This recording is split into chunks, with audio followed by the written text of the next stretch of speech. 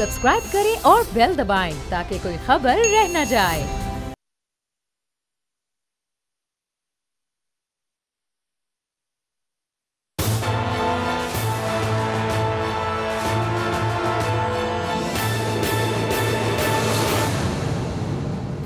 अस्सलामुअलैकुम, आप देख रहे हैं प्रोग्राम तज्ज़िया और मैं हूं मुदस्सर इकबाल।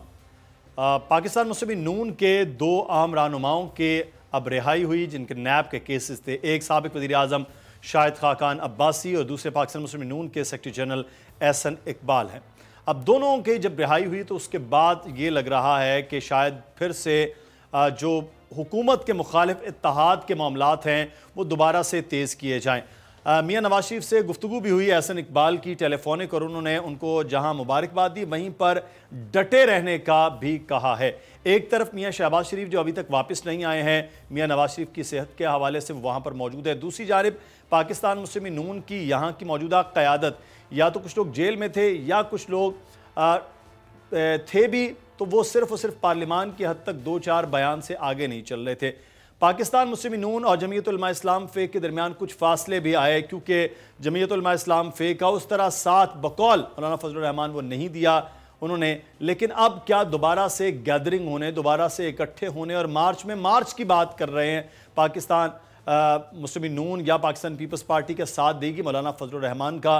आज हम इस सूरत हाल पर बात करेंगे और आज के प्रोग्राम में हम बात ये भी करेंगे जो पाकिस्तान की एक बहुत बड़ी कामयाबी, इस खित्ते की भी बहुत बड़ी कामयाबी कि अफगान तालिबान और अमेरिका के दरमियान मुज़ाकरात वो होने जा रहे हैं और कल उसका एक बड़ा अहम दिन है। समी इब्राहिम साहब इस वक्त हमारे साथ मौजूद हैं, सीनियर तज्ज़ियाकार। समी साहब आपको बहुत शुक्रिया। इनाम खटक साहब सीनियर तज्ज़ियाकार हमारे साथ इस वक्त मौजूद हैं। इनाम खटक साहब आपका भी बहुत शुक्रिया। ब्यूरो चीफ इस्लामाबाद और तज्ज़ियाकार हमारे साथ इस वक्त मौजूद हैं, उनका भी शुक्रिया अदा करते हैं। मैं सबसे पहले समी साहब आप से आगाज़ करता हूँ। ये दोबारा से इकट्ठे होने की कोई हल निकल रहा है कि कोई ऐसा जमीयत उलमा इस्लाम फ़े के साथ मुस्लिम नून इकट्ठी हो जाए और ये दोबारा से हुकूमत के मुखालिफ कोई ऐसा इत्तेहाद या फिर सबसे बढ़कर कोई धरने का, एहतजाज का प्रॉपर एक निज़ाम कायम कर पाएंगे? देखिए, कोशिश तो ये कर रहे हैं मौलाना फजलुर रहमान, लेकिन पाकिस्तान पीपल्स पार्टी और पाकिस्तान मुस्लिम लीग नवाज वो मुझे नहीं लगता कि आकर कोई मौलाना फजलुर रहमान के साथ इस किस्म के इत्तेहाद में शरीक होंगी कि जिसमें कोई बड़ा एहतजाज हो, जिसमें कोई हुकूमत को कोई खतरा हो।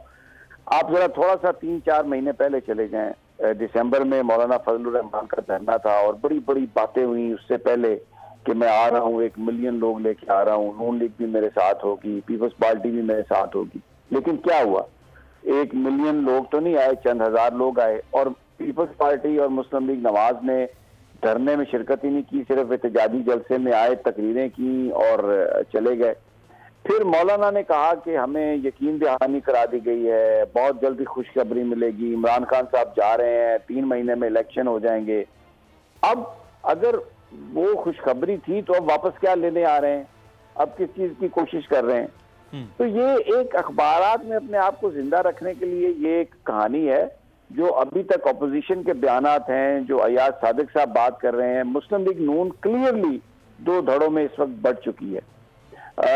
मैं ये तो नहीं कहता कि शहबाज शरीफ साहब को अपने भाई के खिलाफ बगावत कर देंगे, लेकिन वो ही एक ठंडा सा रवैया, और वो कोई भी यहाँ पर अयाज सादिक साहब हैं और बहुत सारे दूसरे लोग हैं जो कोई एहतजाजी तहरीक चलाने के मूड में नहीं है, ना उनमें इतना तप्पड़ है, ना दमखम है, ना लोग उनके साथ हैं। और नवाज शरीफ साहब की ख्वाहिश है दबी दबी सी, लेकिन फिर वो एक एग्रीमेंट करना चाहते हैं, मरियम साहबा को बाहर बुलाना चाहते हैं, कभी बोल जाते हैं, कभी खामोश हो जाते हैं। कोशिश हो रही है, लेकिन ये सिर्फ अखबारात की हद तक, बयानात की हद तक रहेगी। छोटा मोटा जलसा भी हो जाएगा, कोई छोटा मोटा एहतजाज भी हो जाएगा, लेकिन कोई ऐसा मुल्क गिर एहतजाज जिसके नतीजे में इमरान खान की गवर्नमेंट को खतरा हो, आई डोंट सी दैट। सही। अच्छा, इनाम खटक साहब, समी साहब कह रहे हैं कि ऐसा हो नहीं पाएगा। लेकिन खटक साहब मैं आपसे ये जानना चाहूंगा क्यों नहीं हो पाएगा? क्या पाकिस्तान मुस्लिम नून ने कबूल कर लिया इस हुकूमत को, या फिर पाकिस्तान मुस्लिम नून या पाकिस्तान पीपल्स पार्टी मौलाना के साथ किसी तरह मिलना नहीं चाहते हैं? क्योंकि कुछ रहनुमा तो 2 दिन पहले ये कह रहे थे कि हम इस हुकूमत को नहीं गिराना चाहते, लेकिन एहसन इकबाल साहब आज कह रहे थे कि 2020 इलेक्शन का साल और इस हुकूमत के खात्मे का साल है। नहीं, मुदस्सिर एहसन इकबाल की जहाँ तक बात है उसकी बात में कोई वज़न नहीं है, ना ही वो डिसीजन मेकर्स हैं। जिस तरह समी साहब ने कहा मुस्लिम लीग नून में 3 धड़े हैं, मेरे ख्याल से 3 नहीं है 30 हैं क्योंकि उनमें से एक धड़ा अगर एहसन इकबाल का भी हो तो कोई बड़ी बात नहीं है।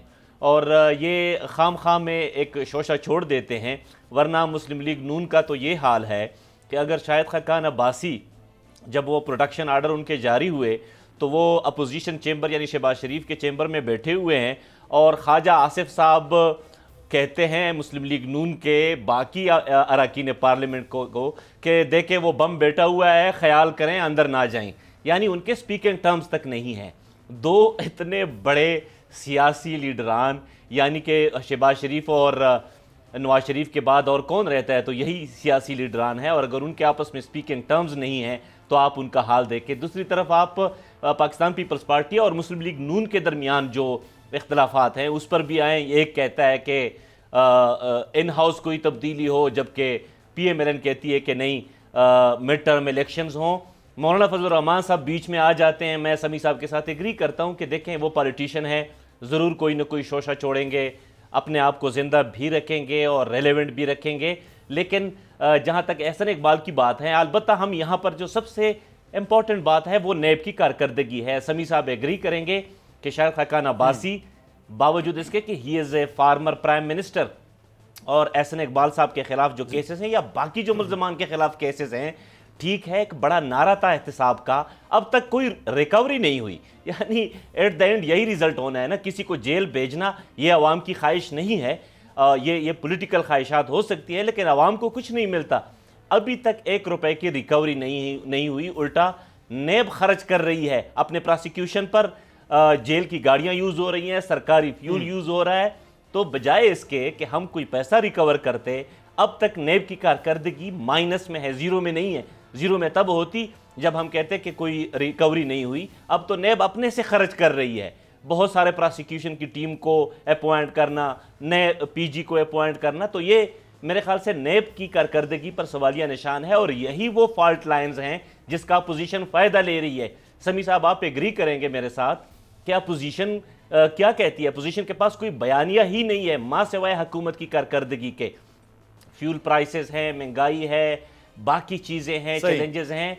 तो यही वो फॉल्ट लाइंस हैं जिसको अपोजिशन एक्सपोज कर रही है। खटक साहब ये तो चीज़ बिल्कुल है कि अब हुकूमत जो है उसके खिलाफ उस तरह से वो चीज़ें इकट्ठी नहीं है। लेकिन गुलाम मुर्तज़ा, मैं आपसे एक चीज़ है कि इस्लामाबाद में ये तो बहुत ज़्यादा पहले बात हो रही थी कि बड़ा एग्रेसिवली अपोजिशन आज से 2 महीने पहले बड़ा एग्रेसिवली रिएक्ट कर रही थी। फिर ये 2 महीनों में क्या सर्द मौसम ने ठंडा कर दिया उनको कि अब वो एक तो मुनकसिम हो गए हैं, तकसीम हो गए हैं, दूसरा कोई चीज़ भी ऐसी नहीं रही है। हुकूमत की कारकर्दगी बहुत बड़ी चीज़ थी, महंगाई बहुत बड़ी चीज़ थी, लेकिन उसके बावजूद अपोजिशन ने ऐसा कोई इकट्ठ किया नहीं है कि जिससे हुकूमत को प्रेशर हो। वजह क्या रही है इसकी? वजह सबसे अहम जो है वो ज़ाती मफादात है और उनका हसूल।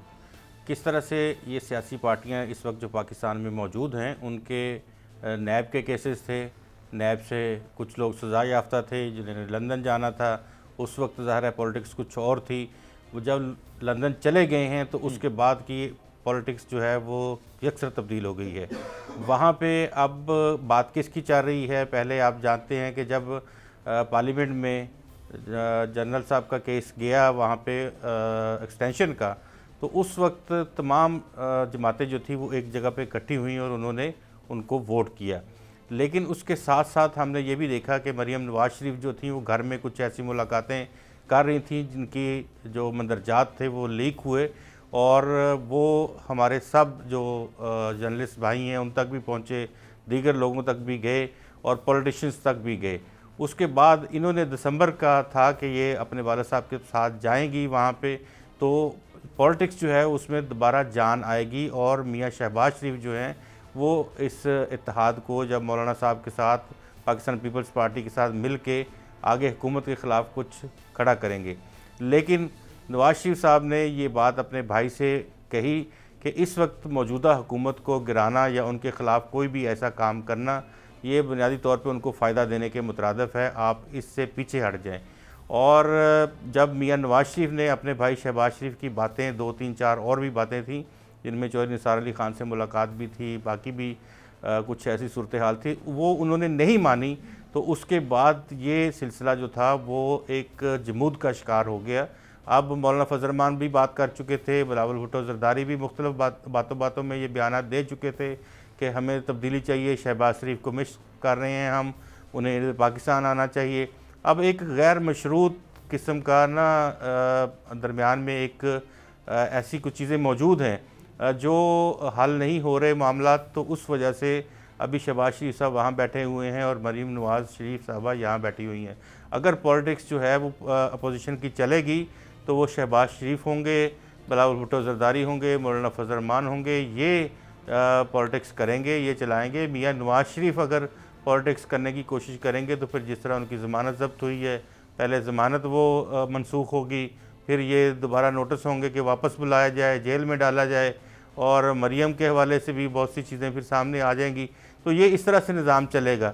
अगर तो ये अपोजिशन जो है वो मियाँ शहबाज शरीफ के साथ जॉइन हैंड्स करती है और उनके पास भी ये कुव्वत होती है अपने भाई के ख़िलाफ़ खड़े होने की, उनके बयानी के ख़िलाफ़ बात करने की, तब जाके कोई फ़ैसला होगा। लेकिन अब फ़ैसले यहाँ नहीं हो रहे, अब फ़ैसले लंदन में हो रहे हैं, और जो हमारी इतलात हैं उसके मुताबिक मियाँ नवाज़ शरीफ ज़्यादा लंदन के फैसले हैं वो भी जी वो अपनी बात जो है मनवा रहे हैं और अपनी बात कर रहे हैं जो फैसले आने चाहिए थे। अच्छा समी साहब, आपने एक बात की थी कि पहले यकीन दहानी बकौल मौलाना फजल रहमान कि उन्हें दी गई, लेकिन अब वो दोबारा आने की या दोबारा धरना देने की या दोबारा इस्लामाबाद के लॉकडाउन की वो बात कर रहे हैं। तो सर अगर जो उनको यकीन दहानी थी, फ़र्ज़ करते हैं उन्हीं की बात को, वो पूरी नहीं हुई, तो अब वो दोबारा से उसी यकीन दहानी के लिए भी तो आ सकते हैं ना सर, कि वो मियाँ नवाज शरीफ साहब को अहकामात दे दें, उनकी यह खुशफहमी भी हो सकती है। नहीं, आप समझे नहीं मुदस्सर। देखें, जिस वक्त नवाज शरीफ साहब ने बाहर जाना था, जिस वक्त वो जेल चले गए थे और नैब जो है वो मामलात को उसने गर्म किया हुआ था, तो एहतजाजी तहरीक की बात हुई, धरने की बात हुई, और मौलाना फजल रहमान आए। फिर एक डेवलपमेंट होती है और वो ये है कि नवाज शरीफ साहब बिल्कुल जिस तरह मक्खन में से बाल निकाला जाता है या निकलता है, बड़ी सफाई से कन्विक्शन के बावजूद वो लंदन चले गए।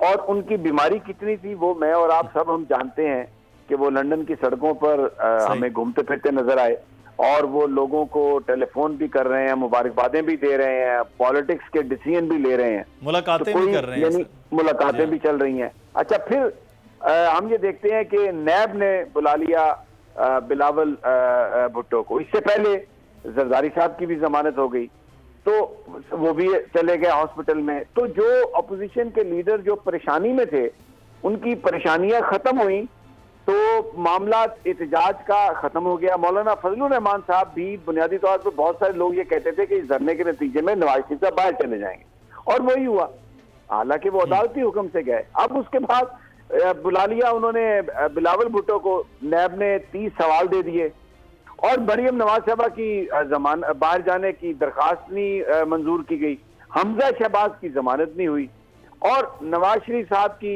जमानत कैंसिल कर दी गई। तो अब फिर एहतजाजी तहरीक का मौसम आ गया। इसका मतलब है गुलाम मुर्तजा ने अपनी सारी गुफ्तगू में सिर्फ एक जो बात कही ना, जो मेरे पल्ले पड़ी, जो मैं समझता हूँ ठीक कही, कि ये जाती मफादात का असूल। तो अगर आप अपोजिशन को इनके खिलाफ आप करप्शन के मुकदमे आप चलाएंगे, खोलेंगे, तो एहतजाज होगा, बहुत बड़ा एहतजाज होगा। वो कहेंगे पाकिस्तान को खतरा है, पाकिस्तान के गरीब अवाम बड़े प्रॉब्लम का शिकार हैं, और हम तो ये एहतजाज करेंगे। लेकिन अब अमली तौर पर अवाम उनके साथ नहीं है। ये जो कितना बड़ा भी ये करके आ जाए एहतमाम, लोग चंद हजार से ज्यादा नहीं है, क्रेडिबिलिटी जीरो है। इमरान खान की गवर्नमेंट की परफॉर्मेंस ना होना एक अलग इशू है, लेकिन इसका ये मतलब नहीं है कि नवाज शरीफ साहब और जरदारी साहब पॉपुलर हो गए, ये ऐसा नहीं है। वो जो गवर्नमेंट, लेकिन सभी सब इसमें एक चीज जो अभी खट्टर साहब ने भी बात की है, उसको एक्सप्लॉइट ये यही कर सकते हैं कि अखबारात मीडिया छापेगा और चीजें। लोग नवाज शरीफ के, शहबाज शरीफ के, आसिफ अली जरदारी के पीछे नहीं आएंगे, मौलाना फजल रहमान को नहीं आएंगे। और अब मैं आपको एक बात बता दूं, वो आदमी जो अपनी हदें क्रॉस करता है, वो आदमी जो माल बनाता है, ये मुल्तान में गए जहांगीर तरीन परसों स्टेडियम में, चीनी चोर, मुल्तान सुल्तान के मालिक हैं वो। लेकिन वहां पर क्या नारे लगे। बिल्कुल। तो ये लोग बड़े बाशऊर हैं, गरीब हैं, परेशान हैं, लेकिन बुद्धू या बेवकूफ नहीं है पाकिस्तान के लोग। तो इसलिए ये तहरीक वहरीक ये अपने जाती मफादात के लिए अंजुमन बदकारान मिल्लत पाकिस्तान अगर कोई तहरीक चलाए तो इसका ये मतलब है लोग पीछे आ जाएंगे। अच्छा नहीं, लेकिन एक सर सवाल यहाँ तो बनता है, जो खटक साहब ने भी बात की कि नैब जो है उसकी फिर कारकर्दगी क्या है कि जिन लोगों को रिकवरी तो चले अगला मरला है, उससे पहले इन लोगों के खिलाफ वो चीजें नहीं साबित हुई कि इन लोगों की जमानतें और तमाम तर चीजें हो रही हैं, चाहे वो लाहौर हो चाहे वो इस्लामाबाद हो। अब आप मेरी बात सुने, रिकवरी होती है प्ली बार्गेन के नतीजे में।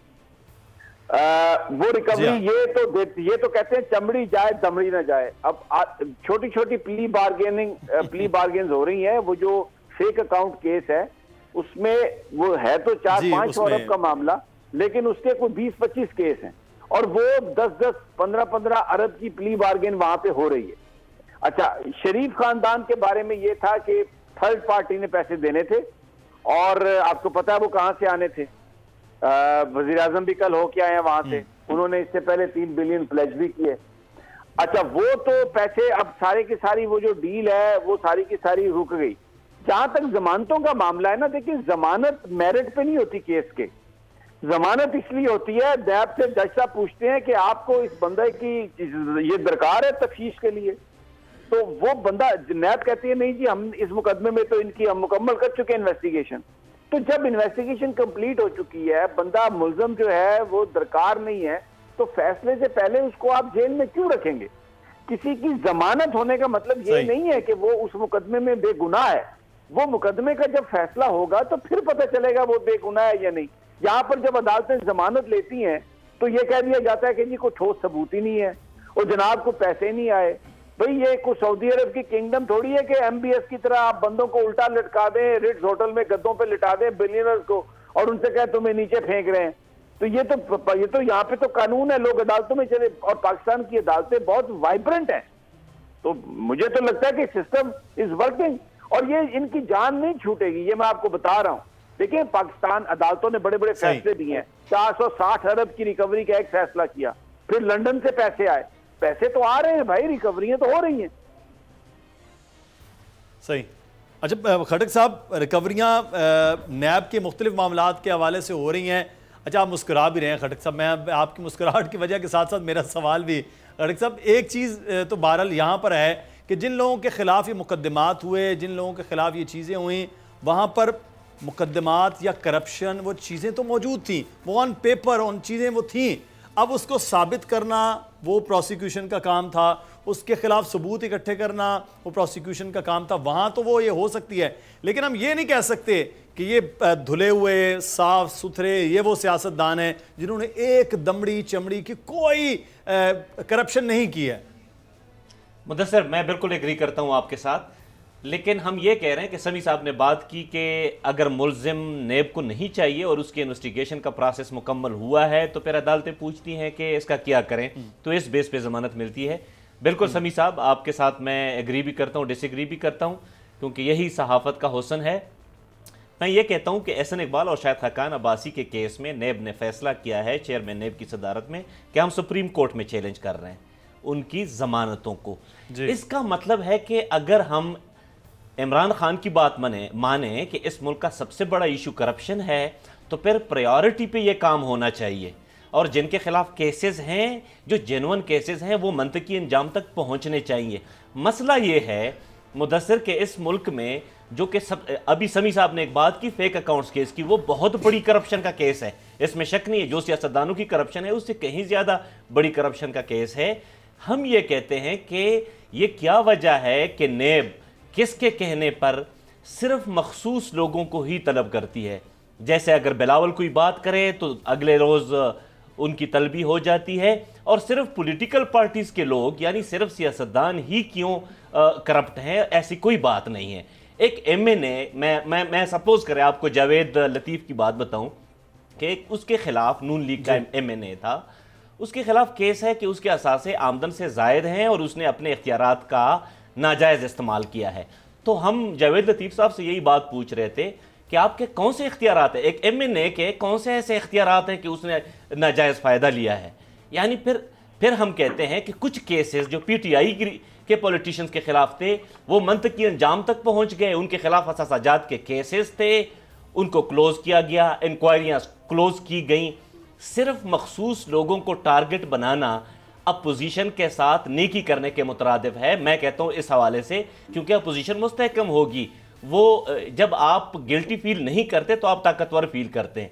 यानी कि सिर्फ पॉलिटिकल बेस पर। मैं समी साहब आपसे पूछता हूं कि अगर कल नेब आपको समन करे और आपसे कहे कि आपके खिलाफ आमदन से ज़ायद असाजात का केस है, समी साहब 10 साल गुजर जाएंगे, नेब से आपकी जान नहीं छूटेगी। मैं ये कहता हूं कि अब जबकि हम रिफॉर्म पोजीशन पे आए हैं, हम इदारों की इस्लाहात चाहते हैं, तो फिर ये पुराने केसेस के पता नहीं फलां को बुलाएं, ये केस है अकरम खान दुरानी की 95 साला बूढ़ी अम्मा को बुलाएं कि उनके खिलाफ असाजात केस हैं। मैं इस हवाले से नेब की कारकर्दगी की बात कर रहा था। बाकी मैं सभी साहब के साथ एग्री करता हूं कि ठीक है कुछ रिकवरियां हुई हैं, लेकिन सियासतदानों से रिकवरियां कब होंगी?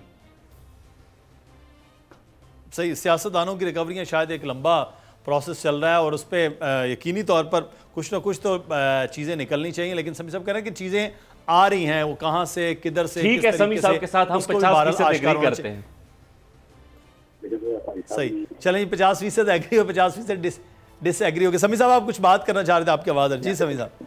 नहीं, मैं सिर्फ ये कह रहा था कि ये अब जो बिल्कुल सुप्रीम कोर्ट में नैब चैलेंज कर रहा है इसको, लेकिन देखें वहां पर जज ने पूछा कि एहसन इकबाल साहब को, आपको ये जो या शायद खान अब्बासी साहब हैं एलएनजी केस में या नारोवाल स्पोर्ट्स का जो स्टेडियम का केस है, इसमें इनकी जरूरत है।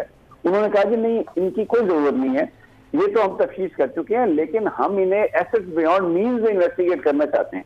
तो जज साहब ने कहा कि भाई आपने अडयाला में रखा हुआ इन्हें, और अगर आपका इन्वेस्टिगेटिंग ऑफिसर तो रहता है पिंडी में, तो उसको अडयाला जाना पड़ेगा इनसे पूछगिछ करने से। तो ये आपके दफ्तर आने के लिए तैयार हैं अपने उस केस में, तो आपको फिर इनको जेल में रखने की क्या जरूरत है? तो अब वो मुझे नहीं पता चेयरमैन नैब कौन से केस में वो जाएंगे, उनको वहां पर उनकी अपील सुप्रीम कोर्ट में वो जाएंगे और वो करेंगे चैलेंज। तो हर केस का मेरिट के मुताबिक अदालतें उसको देख रही हैं, उसका फैसला कर रही हैं, और अगर जमानतें हो रही हैं तो इसका ये मतलब नहीं है कि ये इन्होंने कोई जुर्म नहीं किया किसी ने, इसका ये कतई मतलब नहीं है, क्योंकि जो जमानत है वो केस के मेरिट पर नहीं होती। ये बड़ी जरूरी बात है। यहाँ पर होता ये है कि वो इसकी बुनियाद पर ये कह दिया जाता है, वो देखें जी कोई सबूत ही नहीं है नैब के पास और बंदा छूट गया। ओ भाई, जमानत के लिए सबूतों का मामला नहीं है ये, it's all together different ground for the bail. सही, जमानत तो जो है वो हर एक का, यहाँ 302 के अंदर भी जमानत हो जाती है अगर वो चीज़ें ना हो तो केस, लेकिन बहरहाल वो पैरेलल वो चल रहा होता है। मुझे एक ब्रेक लेना है, ब्रेक के बाद वापस आते हैं, फिर मजीद बात करते हैं प्रोग्राम में, हमारे साथ रहिएगा।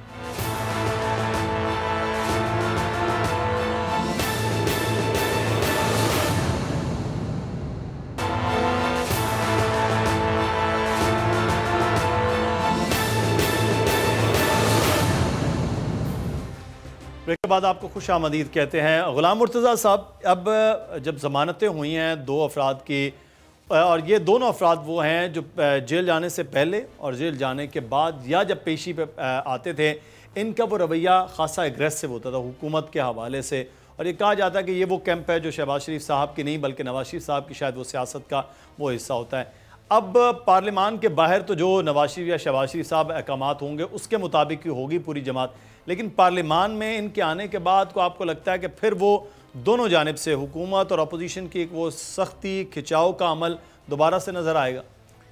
जी बिल्कुल खिंचाव नज़र आएगा, क्योंकि मैच्योरिटी लेवल की बहुत ज़्यादा कमी है हुक्मरान जमात में, और वहाँ पे बात करने के लिए जो लोग डेस्कों पे खड़े होते हैं वो इशूलेस चीज़ें डिस्कस करते हैं और ज़्यादातर ज़ातियात के ऊपर बात करते हैं। एहतसाब का जो नारा था वो उससे तकरीबन काफ़ी हद तक उस गुब्बारे से हवा निकल चुकी है। जिस तरह से समी साहब फरमा रहे थे कि ज़मानत का जो ग्राउंड्स होते हैं वो डिफरेंट होते हैं, लेकिन बात यह है कि अगर इस दौरान रिमांड के होते हुए, ये रिमांड पे थे पहले, फिर जुडिशल रिमांड पे गए, इस दौरान अगर आप केस बना देते हैं, केस को सबमिट कर देते हैं, चलान दे देते हैं, तो फिर ज़मानतें नहीं होती। और अगर आप ज़मानतें तब होती हैं किसी भी केस में जब आपके पास कोई कॉन्क्रीट एविडेंस आपके पास नहीं होती साबित करने के लिए, प्रोसिक्यूशन में जब आप खड़े होते हैं आपसे पूछा जाता है कि आपने इस वक्त तक की आपकी कार्रवाई क्या है, तो बताया जाता है कि जी अभी सवालात के जवाबात ले रहे हैं। तो इतना लंबा चौड़ा पीरियड जो अंदर रखा जाता है उससे बुनियादी तौर पे केस कमज़ोर होते हैं। प्रोसिक्यूशन जो है वो इनके पास नहीं है, इवन के जब ये चीज़ें स्टार्ट करते हैं इनके पास सवाल तक वो नहीं होते। एक बात निकली थी कि नैब के जो ऑफिसर इन्वेस्टिगेट कर रहे थे उन्होंने इस तरह के सवालात किए कि शाहिद खाकान अब्बासी साहब के साथ उनकी मुँह मारी हो गई, शायद एक दूसरे की तरफ उन्होंने घुराते हुए या घूरते हुए एक दूसरे की तरफ भी देखा, ये ऐसा हुआ। वो ये बार बार ये बात कहते थे कि आपको LNG होता क्या है। उस शख्स को जो इन्वेस्टिगेट कर रहा था उसको LNG का नहीं पता था कि लिक्विफाइड नेचुरल गैस होती है, इसके क्या कंपोनेंट होते हैं, ये कहाँ से आती है, क्यों मंगवाई जाती है और इसका पर BTU रेट क्या होता है, ये किस तरह से तय होते हैं रेट्स, मुआहदे शॉर्ट टर्म क्या होते हैं, मुआहदे लॉन्ग टर्म क्या होते हैं। ये बहुत लंबी चीज़ है, पूरा सब्जेक्ट है। और उस वक्त अगर LNG मंगवाई गई थी तो ये घरों में जलाने के लिए नहीं मंगवाई गई थी, ये LNG मंगवाई उन्होंने थी हमारे पावर प्लांट्स चलाने के लिए। पावर प्लांट्स पे फर्नेस ऑयल से 24-25 रुपये का एक यूनिट बनता था और ये LNG का यूनिट बन रहा था 9 रुपये में। तो फिर जाहिर है कि बचत हुई या नुकसान हुआ। तो ये वो चीज़ें हैं जो एक वाइट कॉलर क्राइम के अंदर देखी जाती हैं। क्या किसी को फेवर दिया गया, क्या इसी से मंजूरी नहीं ली गई, क्या इसके बाद जो कैबिनेट है उससे मंजूरी नहीं दी, कहाँ पे रूल्स को वायलेशन किया गया, SCCP को इन्वॉल्व किया गया या नहीं किया गया, और इस तरह की बहुत सारी चीज़ें होती हैं जो माहिदा। फिर दूसरी बात यह है कि कतर के साथ आपने कतर का वो हाल किया कि कतर की गाड़ियाँ कभी पकड़ रहे हैं, कभी किसी जगह कुछ कर रहे हैं। कतर के सफ़ीर एक दफ़ा ये बोले जर्नलिस्टों के साथ, शायद इनाम साहब भी उसमें हों, 10-20 लोग थे, उन्होंने कहा क्या हुकूमत पाकिस्तान क्या चाहती है, हमें हम यहाँ से एम्बेसी बंद करके चले जाएं। तो ये दो तरफा ताल्लुकात की हालत ये थी। और आज वहाँ पे जाके बात की जाती है और कहा जाता है कि पाकिस्तान का नाम और पाकिस्तान की चीज़ें इस तरह से शामिल की जाएं।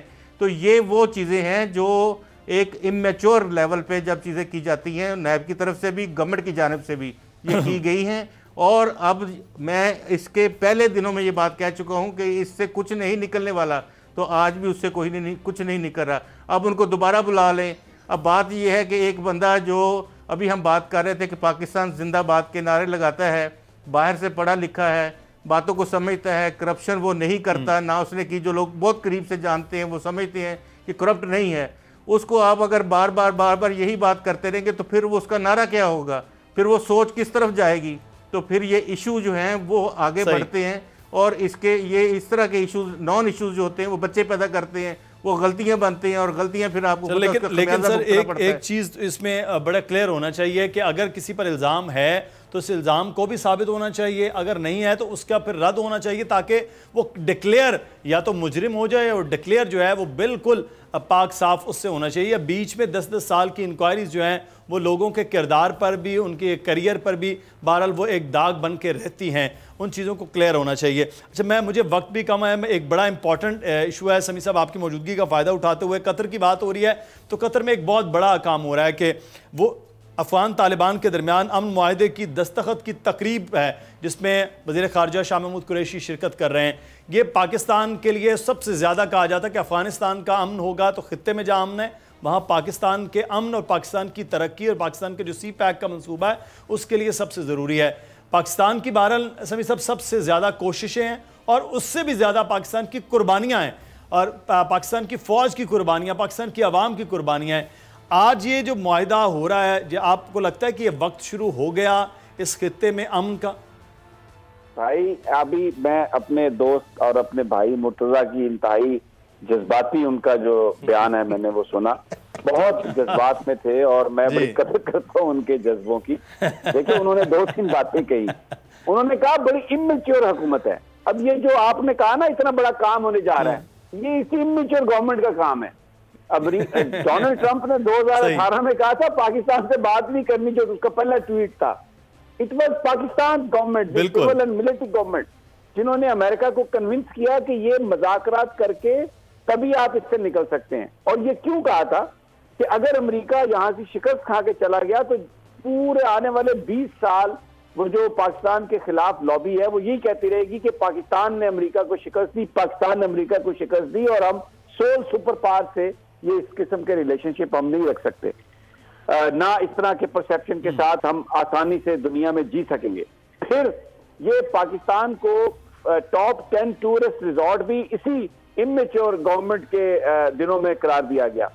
फिर उसके बाद ये जो अभी सेकंड रिव्यू IMF का कंप्लीट हुआ है, जो इंडिकेटर आ रहे हैं पाकिस्तान के कि आपकी जो इकोनॉमी है वो सही सिमट जा रही है, जिसमें वर्ल्ड बैंक कह रहा है, जिसमें IMF कह रहा है, वो भी इसी हुकूमत की अचीवमेंट है। यही भी इसी, और ये जो पिछला कर्जा में देखे आपका जो करंट अकाउंट डेफिसिट था $20 बिलियन था, वो अब $5 बिलियन थे, वो यही गवर्नमेंट लेके आई है। अब जब आप परफॉर्मेंस देखते हैं तो चंद जगहों पे आपको परफॉर्मेंस अच्छी नजर आती है, चंद जगहों पे आपको परफॉर्मेंस बुरी नजर आती है। अब बिल्कुल दुरुस्त कहा मुर्तजा ने कि ये जो नैब के इन्वेस्टिगेटर्स हैं वो इस तरह, ये भर्ती किसने की है, ये तो जरा मुर्तजा भाई से पूछ लेना। ये चौधरी कमर जमान जो बर्फियां और ये शक्कर पारे और ये जो सारे गुलाब जामुन कलाकंद इन्वेस्टिगेटर्स की सूरत में दे के गए हैं इस कौम को, ये वो लोग हैं। अब यहाँ पर हालत ये है कि बेनजीर इनकम सपोर्ट में नून लीग और पीपल्स पार्टी के जमाने में 9 लाख लोग ऐसे हैं जो क्वालिफाई नहीं करते थे, जो अमीर थे, ब्यूरोक्रेट थे, वो पैसे ले रहे थे, उनको निकाला तो वो उन्होंने कहा, बिलावल भुट्टो ने, वो जी गरीबों को ये फारिग कर रहे हैं। और अगर उनका इल्जाम इन पे लगाते हैं तो फिर वो कहते हैं जनाब ये इतने बड़े चोर थे पीपल्स पार्टी और नून लीग वाले, इतनी महारत से इन्होंने यहाँ पर डाकाजनी की है, निशान तक नहीं छोड़े, और इदारों में अपने लोग इस तरह से भर के गए हैं माशाल्लाह से। ये जो सारी पंजाब पुलिस है, ये देखे ना 80s में जो जिनको ASI भर्ती किया, जिनको सिपाही भर्ती किया, कितनी बड़ी तादाद है उनकी जो अब पता नहीं कितने बड़े लेवल पर बैठे हुए हैं। अभी भी दिल धड़कते हैं उनके कि कहते हैं कि शरीफ आ जाएं वापस, और उधर से कहते हैं कि जनाब भुट्टो आ जाएं वापस। तो ये सारे का सारा जो इतना बिगड़ा हुआ सिस्टम था, उसमें बहुत सारी जगहों पे मैं ये एग्री करता हूं कि तहरीक इंसाफ की परफॉर्मेंस तवक्को से बहुत कम है, ना होने के बराबर है। But it does not mean कि वो उस चीज की रिस्पॉन्सिबिलिटी उनकी है। फैक्टर्स हैं जिन्होंने मजबूर कर दिया कि वो ये चीजें ना कर सके। अब मैं आपका छोटा सा बस टाइम लूंगा 30 सेकंड, कि जो पाकिस्तान की रिकग्निशन है इस वक्त, देखें ये कतरियों की बात की मुर्तजा ने, तो ये तलोर का शिकार यही करते हैं ना, मैं और आप करते हैं। यहाँ पे दो तरफा ताल्लुकात क्या है, यहाँ पे ये महल बने हुए हैं इनके सारे, और आते हैं यहाँ पर ये याशियों के अड्डे बने हुए हैं। ये गरीब आदमी कर सकता है कुछ? तो गरीब आदमी का तो है ही कुछ नहीं यहाँ पे इस मुल्क में। ये तो बड़े बड़े ये बिजनेस पार्टनर्स हैं इनके, ये कतरी भी, ये पैसे कौन दे रहा था? नवाज शरीफ के, यही कतरी दे रहे हैं, और वहां पर वो रिसीव करते हैं प्राइम मिनिस्टर को। दूसरा दौरा था ये प्राइम मिनिस्टर का, और क्यों? इसलिए जो उनको उनके मास्टर ने कहा कि ये इनको बुलाओ। क्यों ट्रंप पाकिस्तान के बारे में बोलता रहा इंडिया में? वो कोई पाकिस्तान की तारीफ नहीं कर रहा था, उसको पता है कि ये वादा जो तालिबान का हो रहा है ये पाकिस्तान करवा रहा है, और अगर ये पाकिस्तान ने मदद नहीं की तो हम फिर फंस जाएंगे इसमें। 18 साल से हम इतने पैसे खर्च कर रहे हैं। तो इट इज रिकग्निशन भाई, it is recognition of Pakistan. लेकिन बिल्कुल ये पाकिस्तान की रिकग्निशन है। उसमें दोनों जानिब है कि कुछ महकमों में आप कहा कि कुछ फील्ड्स में, कुछ महकमों में कारकर्दगी और है जिसको इमेच्योर कह रहे थे गुलाम मुर्तज़ा, कुछ महकमों में बहुत अच्छी कारकर्दगी है जिसको आप सराह रहे हैं, या जिसको पूरी दुनिया में भी सराहा जा रहा है। बहरहाल हमें एक ब्रेक की जानिब बढ़ना, ब्रेक के बाद वापस आते हैं इनाम खटक साहब से भी कि इसके नताइज फिर अगले आने वाले वक्त में वो पाकिस्तान में ख़ास तौर पर और खित्ते के हवाले से क्या हो सकते हैं, और ये मुआहिदा कितना दूर रस हो सकता है। ब्रेक के बाद बात होगी।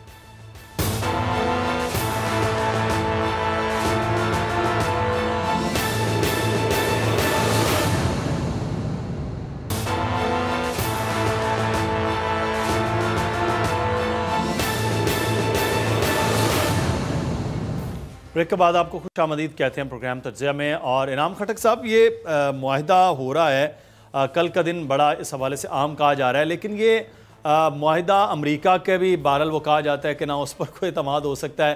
तालिबान के साथ बार बार पहले भी बातचीत, मज़ाकरात, वो चीज़ें फिर इधर उधर हो रही हैं। पाकिस्तान का इस मुआहिदे के बाद, अमन व अमान के बाद, पाकिस्तान की अपनी तरक्की, पाकिस्तान की माशी तरक्की बड़ी इससे जुड़ी हुई है। आपको लगता है ये दोनों जानिब से संजीदगी बहुत ज़्यादा अगले आने वाले वक्त में नज़र आएगी इस मुआहिदे के बाद? बिल्कुल मुदस्सिर, इस पर बात करने से पहले मैं सिर्फ आपको अगर 19 साल पहले 2001 के दौर में ले चलूं कि जब अमेरिका अफगानिस्तान पर हमलावर हुआ और तालिबान की हुकूमत गिराई, तो आज 19 साल बाद हम देख रहे हैं कि वही अमेरिका, वही international security assistant forces Taliban के साथ मुज़ाकरात कर रहे हैं। तो यानी 19 साल लगे इस बात को अंडरस्टैंड करने में कि क्या तालिबान की हुकूमत लेजिटिमेट थी या इलेजिटिमेट थी। आज अमेरिका उन्हीं तालिबान के साथ बैठ रहा है, मुज़ाकरात कर रहा है। नतीजे में क्या हुआ इस 19 साल के दौरान? पाकिस्तान का चप्पा चप्पा बम धमाकों से डाटेड हो गया। कितनी जानें हमारी ज़ाया हुई, हम किसकी जंग लड़ रहे थे, और पाकिस्तान की इतनी बड़ी कंट्रीब्यूशन है कि तालिबान को अमेरिका के साथ मुज़ाकरात के टेबल पर बिठा दिया। लेकिन 19 साल पहले ये काम हो सकता था। ये बुनियादी तौर पर फिलोसॉफिकल बात है कि हम बड़ी देर से हमें समझ आती है कि किसकी जंग है। लेकिन जहाँ तक इस माहदे का ताल्लुक है, लोगों की बड़ी उम्मीदें हैं, खुसूसी तौर पर अफ़गान हुकूमत की और अफ़गान अवाम की बड़ी उम्मीदें हैं। और अगर बैकग्राउंड देखा जाए तो जब से ये मुज़ाकरात की बात चल रही है तो अफ़गानिस्तान में जो हमले हैं, लॉ एंड आर्डर है, उसमें काफ़ी बेहतरी आई है, हमलों में कमी आई है। लेकिन अगेन इसमें 25 ममालिक हैं, पाकिस्तान भी उन ममालिक में शामिल है, इंडिया भी है। और अगर हम ये क्रेडिट पाकिस्तान को देना चाहें तो समी साहब, जब हम सॉवरेन स्टेट्स की बात कर रहे हैं तो पाकिस्तान को इन्फ्लुएंस करना ही नहीं चाहिए। पाकिस्तान का क्या काम है अफ़गान तालिबान को इन्फ्लुएंस करने का? और यही हमारे ऊपर एलिगेशन है कि अफ़गान हुकूमत की जानिब से कि हम उनके मामलात में इंटरफेयर करते हैं। यानी पाकिस्तान का क्या तुक बनता है कि तालिबान को कन्विंस करे कि आप अमेरिका के साथ मुज़ाकरात करें। यानी अगेन फिर मैं बात करूंगा, फिलोसॉफिकल बातें हैं, सियासी बात नहीं है। हाँ, अलबत्ता इसमें जो सबसे बड़ा चैलेंजिंग टास्क बाकी रहता है वो अफगान हुकूमत। खटक साहब, मैं इसमें मैं समी साहब से पहले आपसे कि इसमें तालिबान से जहां जंग लड़ रहे थे, तालिबान से खुद भी अमेरिका ये चाह रहा है कि बात करने के लिए, जैसे पाक भारत मुज़ाकरात के हवाले से अमेरिका कहता है हम सालसी की बात कर लेते हैं। तालिबान एक ताकत थे, तालिबान एक ताकत हैं, जिससे अब अमेरिका भी उसको मान रहा है, अमेरिका भी मुज़ाकरात कर रहा है। तो ये सालसी का या बातचीत में सहूलतकारी का, ये तो सर पूरी दुनिया में तामिल जो टाइगर्स थे उनके साथ मुज़ाकरात के मामलात आप देखें, मुल्क इन्वॉल्व होते हैं। जहाँ जहाँ ऐसे मामलात होते हैं वहाँ कहीं ना कहीं हुकूमतें, कहीं ना कहीं कोई ग्रुप्स वो तो इन्वॉल्व होते हैं। तो इसमें तो कोई ऐसी चीज़ लेकिन नहीं मुदस्सिर, हम इसमें मैं डिफर करता हूँ। हम अफगान हुकूमत के लिए कोई सहूलतकार नहीं है। हाँ, अफगान हुकूमत हमारे ऊपर इल्ज़ाम लगाती है, हम अमेरिका के सहूलतकार हो सकते हैं, तालिबान के हो सकते हैं, लेकिन हम कोई स्टेट एक्टर्स के सहूलतकार नहीं है। इसीलिए यहाँ पर अगर अफगान हुकूमत कहती कि पाकिस्तान असिस्ट करे तो और बात ही। बहरहाल इस डिबेट में जाने से पहले हमने जिस तरह पहले कहा कि इस डील के नतीजे में बड़ी ही सहूलत होगी इस इलाके को, इस रीजन को। सीपेक का भी इससे फ्यूचर वाबस्ता है और इस पूरे रीजन का मेरे ख्याल से अगर मुज़ाकरात हो भी जाएं तो बड़ी पेशरफ्त होगी, और लग ऐसे रहा है कि पेशरफ्त होने वाली है। कल का दिन वाकई बड़ा इंपॉर्टेंट है। सही। समी साहब, मैं एक तो खड़क साहब का एतराज़ बहुत हद तक बजा भी है कि पाकिस्तान पर यह इल्ज़ाम लगाया जाता रहा है कि पाकिस्तान, अमेरिका की जानिब से लगाया जाता रहा है कि पाकिस्तान तालिबान के साथ पूरी इन्वॉल्व है। फिर ये अफ़गान हुकूमत तो बहरहाल बार बार पाकिस्तान पर इल्ज़ाम लगाती रही, एक जानिब है। लेकिन यहाँ कोई सिर्फ पाकिस्तान नहीं है, यहाँ पर खित्ते के दीगर ममालिक हैं जिनका अमन, जिनका ताल्लुक बड़ा वाबस्ता है। चाइना को सिर्फ एक को ले ले, जिसकी बहुत बड़ी इस वक्त सरमायाकारी अफ़गानिस्तान के अंदर भी है। तो इस सारे अमल के बाद खित्ते में कोई बड़ी तब्दीली भी मुतवक्के हो सकती है कि अमेरिका और इसके मुआहदे के बाद? ओ मेरे प्यारे भाई, आप देखें, पाकिस्तान तो एक मेजर स्टेक होल्डर है। ये अभी इनाम खट्टर साहब क्या बात कर रहे हैं, 30 लाख अफगान पाकिस्तान में बैठे हुए हैं, और ये अगर अमन होगा तो ये वहां पर जाएंगे ना। हम तो पिछले 30 साल से मेजबान भी हैं, लेकिन हम बुरे भी हैं, वो हमें गालियां भी निकालते हैं, और यहाँ पर वो बैठे भी हुए हैं।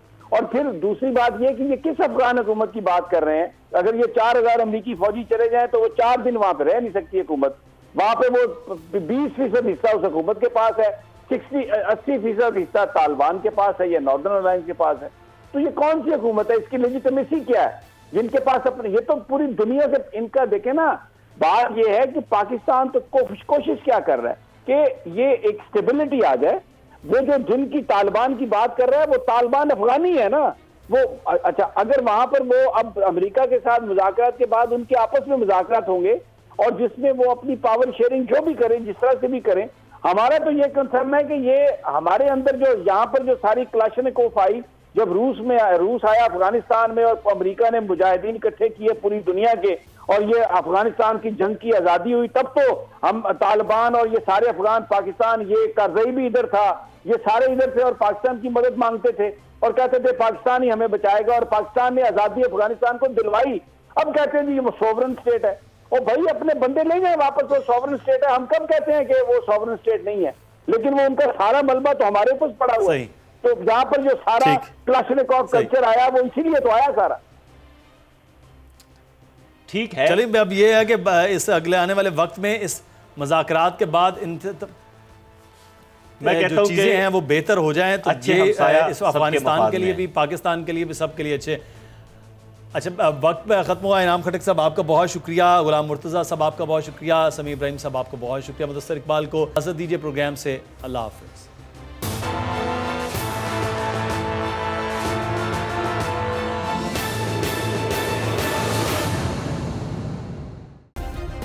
सब्सक्राइब करें और बेल दबाएं ताकि कोई खबर रह न जाए।